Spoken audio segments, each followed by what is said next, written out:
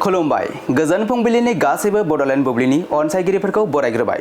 दिनै 16 आगस्ट सनिबारनि फानजामुथिखौ फरायथिनो लादों आं रबिन बसुमतारिया।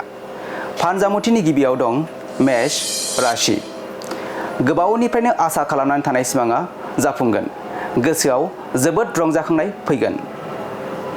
वृष राशि। मावनो लानाय खामानिफोराव गोबां जेंना नुजाथिगोन।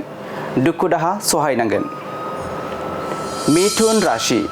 नोंथाङा समाजनि मोजां हाबा मावनो खाबु मोनगोन। नखर जौगानायाव गाहाय बिफाव लानो हागोन। कर्कट राशि। नोंथांनि जाफुंसारनाया बिफानि जिउआव सुखु लाबोगोन। नखराव अनज्लायनाया बांगोन। सिंह राशि। नंखाय बाथ्रानि थाखायनो गुबुनजों गाज्रियै बांसाव जागोन। गोसोआव गुलाय गुजाय साननाय सोमजिगोन। कन्या राशि। नोंथाङा गेदेर खैफोदाव गोग्लैनांनो हागौ। दुखु दाहाजोंनो साना बारलांगोन। तुला राशि।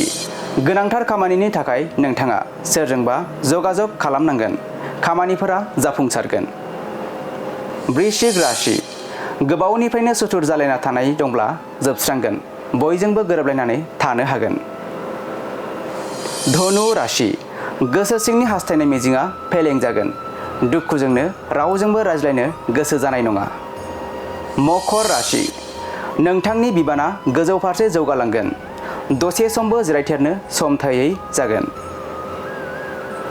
कुम्भ राशि। गावनि थांखिखौ जाफुंहोनो थाखाय गोबां गोहो बोलोनि गोनांथि जागोन। नाजायोब्ला जाफुंसारगोन। आरो मीन राशि। थांखांनाय जाथायफोरखौ गोसोखांफ्लांना गोसोआव गिनाय सोमजिगोन। असान्थियैनो साना बारलांगोन। दिनै सानसेनि राशि फरायथिनाया बेसेनोसै। आसा खालामो नोंथांनि दिनैनि साना मोजाङै मोजां बारगोन। बेखौ बड'लेण्ड बुब्लि नखरनिफ्राय मिजिंथिबाय। गोजोन्थों।